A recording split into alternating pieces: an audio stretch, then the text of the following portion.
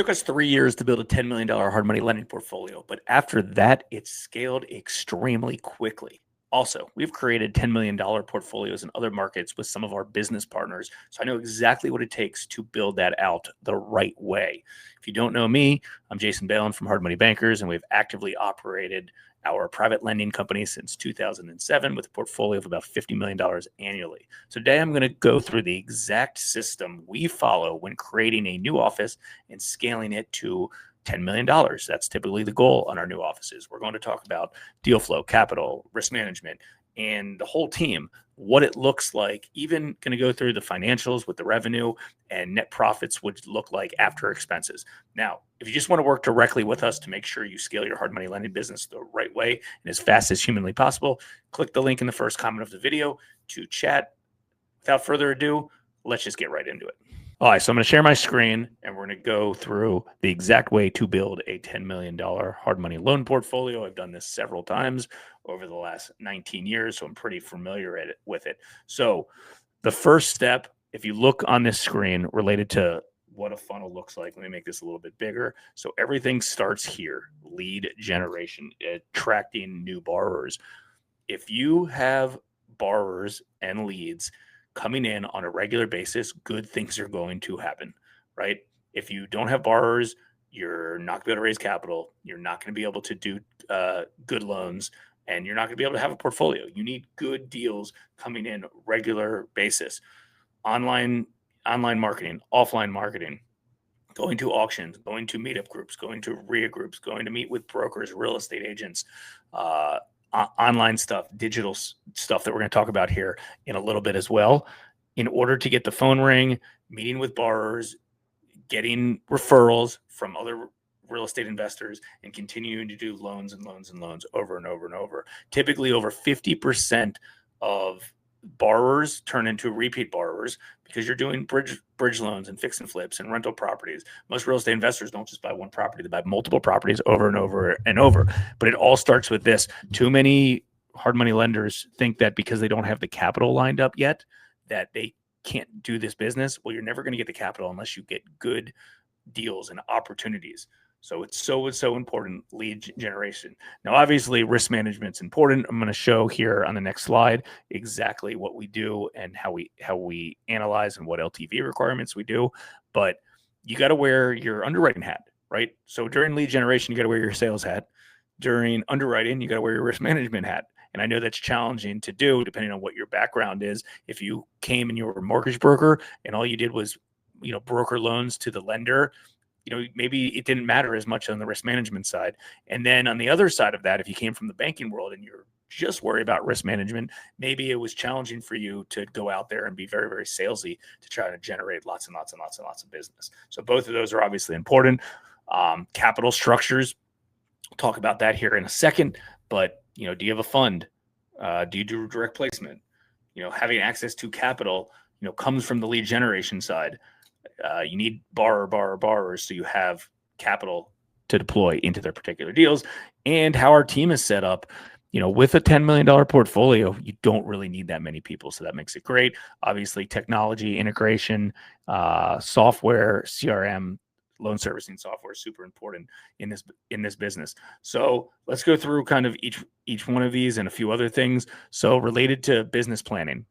So in order to get to about a $10 million portfolio, probably need to do about 57 loans on an average return or an average loan amount of $175,000. Now, obviously, if you're in an area that has higher loan amounts, that's great. You got to do smaller amount of loans. But typically, in most median housing price areas, let's say it's a $300-ish, $350,000 after repair value. Median neighborhood, average loans about 175. Ours is a little bit bigger than this. Even though we're in some high priced areas, our average LTV or our average ARV is still 4-ish hundred, give or take. Our average loan is about 225. So, and again, this is based off a 3-year build. Okay, so let's talk a little bit about lead flow, offline networking, digital marketing, things like that. So we always work backwards when we look at this. So when I mean by we work backwards is obviously the front facing stuff is all of the digital marketing, the online marketing, going to meetup groups, things like that. But what's the goal of all that? The goal is to get a contact, right? Build a relationship, get a contact. When I say get a contact, get a business card, have somebody reach out to you. You meet with somebody, you talk to somebody, you get their phone number, you get your email address, and you put them into your CRM or your database, and then you have that information forever, and you can continue to follow up with them even after the phone call is over, or even after you go home and you don't meet them that next day. You can email them, you can call them, you can text them, and you can stay in contact with them.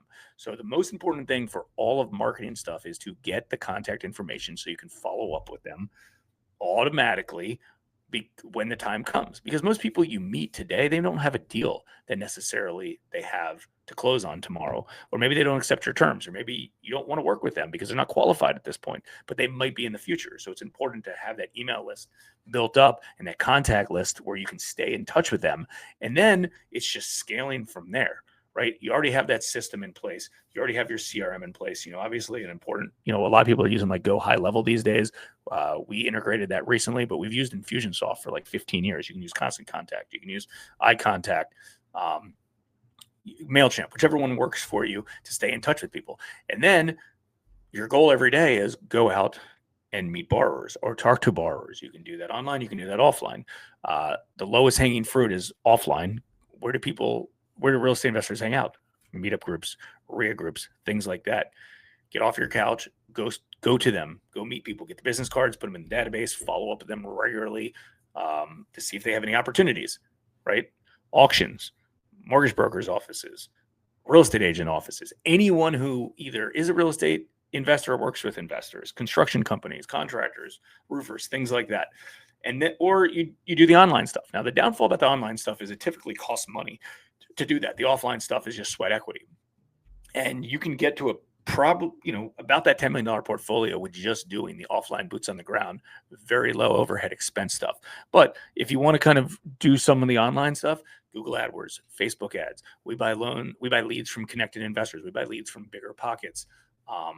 We buy data from SFR analytics to see what real estate investors are actively doing deals and where, and what lenders are they currently using.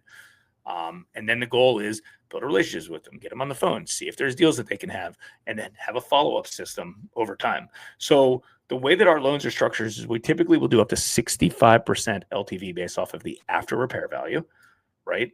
And up to 80% of the purchase price, 100% of the construction costs. So let's do some real quick math.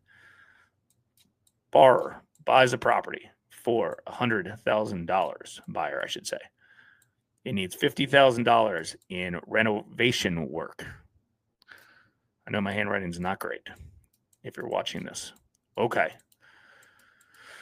So let's do that math. And then it's a $200,000 after repair value.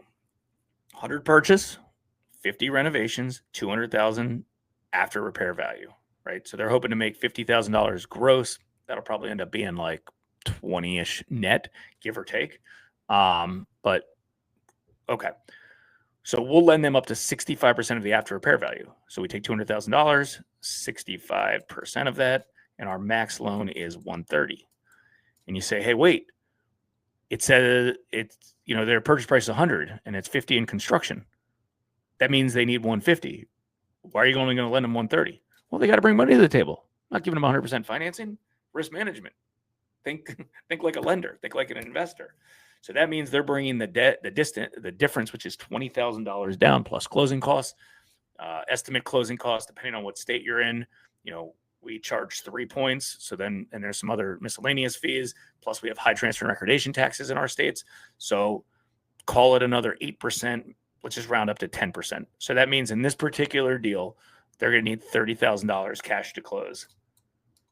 Any way they look at it, right? And that's best case scenario for the borrower, right? The more cash you can have them bring down, the better. But in this case, they're bringing about $30,000 cash to close. Now, remember I said up to 80% of purchase and 100% of construction? Now, in this particular example, the numbers are going to work out to exactly like that. But let's just state that. So we took $100,000. What's 80% of that? That's $80,000. plus the construction, 100% of construction, which is 50. So that equals 130. The numbers equal the same. It just happens to be that 65% minus construction costs equals the same thing as 80% of purchase, 100% of construction. Now, keep in mind, this is the max that you want to go. You do not want to be any more aggressive than this. This is the max aggressive you want to be on a particular deal. Do not go any higher than that. Ideally, you want to be closer to 70-ish percent of the purchase. And the ARV is okay. The 65% ARV is okay, give or take. But you always want plenty of room. And the most important thing in the deal, right? We use something called the 4 C's: collateral, character, capacity, credit. You may have watched another video that we've done in the past talking about that. Well, collateral is the most important thing, and character is the second most important thing. You need to make sure that the borrower has plenty of skin in the game, plenty of cash to close. The more cash they have in the deal, the better. Okay. Hopefully you followed along with all that. So let's talk about the capital structures a little bit in this size portfolio. So you can do direct placement. It's up to you. Talk to your attorneys. I'm not an attorney. I'm not a CPA. I'm not going to tell you what's best for you. Talk to them of how you want to structure this. But typically, lenders of this size will do direct placement, right? So it's like note-on-note investing. They, in essence, do a loan, assign it to a capital, or assign it to a lender on that particular deal.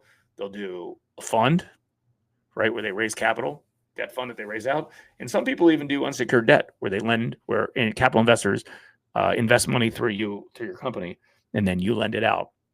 And there's ways to do that where you can put like a securities wrapper around that setup and still be set up to the SEC the proper way. Again, check with your attorney of what they think is best for you in this particular case. But there's lots of different ways to structure your capital.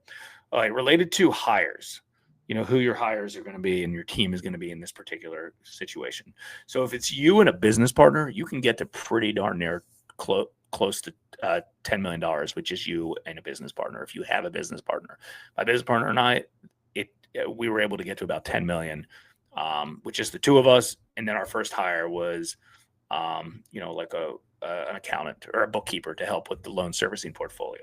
But you can do most of that. Now, if you don't have one, you're probably going to want to get a bookkeeper or accountant first. So the two things are bookkeeper and accountant.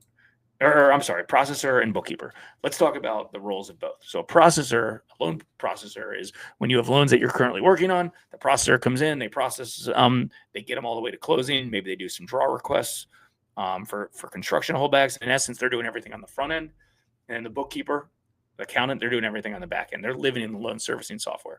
They're servicing loans, collecting payments, doing payoff statements, things in that. And we use the mortgage office, but popular industry, and this is going to overlap in technology a little bit, popular industry loan servicing softwares are the mortgage office, lender software, and mortgage automator. Those are typically the ones that the majority of the people in our community use. We like the mortgage office personally. It ends up being kind of expensive for a lot of folks, but like we believe that's a really good solution. But again, the mortgage office, lender software, or mortgage automator. Those are typically the three ones that a lot of people in our community are using. And that bookkeeper would just live in the mortgage servicing software. So that's their role. Front end stuff, back end stuff. The other technology stuff that you probably want to put in place is some sort of CRM. We talked about that earlier. We use Infusionsoft and we use Go High Level, but MailChimp's obviously a popular one. Depending if your bookkeeping software syncs with QuickBooks or not, you might want to use QuickBooks. And then we also use Zapier. Zapier is a really good tool that even if you're not techie, you can outsource this to try to find some people to help you. In essence, Zapier talks to multiple softwares and it maps softwares. So like, I'll give you an example. A new lead comes in our CRM, and then it pushes it to a Google Sheet through Zapier. And then in essence, we have, a digital copy on a Google Sheet of all the leads that have come in. And instead of calling them or operating them through our CRM, we can do it through a Google Sheet. That's just one example. We use Zapier for a lot of different things. Definitely check that out. And then the timeline related to this is 3 years. You should be able to get to about a $10 million portfolio. It's a reasonable time for you to do enough deals and to raise enough capital to get to that. And really, it's all about throughout that 3-year process is learning, creating systems, and then the velocity of your portfolio growing. Now, I wouldn't recommend going higher than 10 million in a 3-year period because it takes time for loans to cycle through, and it's really important for your loans to cycle through to make sure the loans that you're doing are good loans. So that's obviously an important segment. So let's talk real quick. We're going to end with, building a $10 million portfolio, what it looks like, dollar wise. So again, we talked about this, 57 loans on the books, 12.99% interest rate. That's what we charge on all of our stuff. That ends up being about $450,000 in origination fees right there. Okay. Now that difference money, because your total revenue, and this is what we have in some of our other offices, so I know exactly how this lines up, probably will end up being about 800 grand. Now this is assuming that the whole business is with raised capital, no capital of your own. We'll talk about if it's your own capital, but no capital of your own. 100% of this is raised money. That's where it's going to end up being. So think about the income streams. You have points, you have, commitment fees, processing fees, inspection fees, appraisal fees, extension fees, late fees, things like that. And then you have the spread on your capital and your investor's capital, depending on how it's set up. So let's say you have a fund and, the note rate's 13%, and then the fund gets a 10% debt. That means you're making 3% annualized on that. So that's how you calculate all of the revenue on that case. And then typically expenses for a company like this should be about $240,000 in overhead. And that's between small payroll, marketing expenses, you're going to have some general business stuff, expenses and stuff like that, but it's typically on the payroll and marketing. That's usually the two biggest expenses for a hard money lending company. And as you grow and as you scale, your marketing budget is going to go up and your payroll is going to go up. And, then you're going to have rent and some other things. And then in this case, you probably net about 600,000, give or take. And this is assuming none of your own money. Now, if this is all your own money, do the math. You don't have to spend a 10% return to your capital investors. So if we take out our handy calculator and we do 10 mil times 10% rate that in essence your fund or your notes are spitting out to capital investors, that ends up being another $1 million. So that could turn into like 1.6, if it was your own money. So pretty good setup. Cool. Did you guys enjoy that? This is, a 15-minute version of building a $10 million portfolio of exactly how it looks. If you enjoyed this video, feel free to watch the next one in the series. My name is Jason at Hard Money Bankers. If you're looking to potentially come to one of our upcoming live events or working with my business partner and I'll put the link in the first comment. Feel free to check it out then. And if you have any questions related to this topic at all, make sure to comment on the video as well. Happy to help.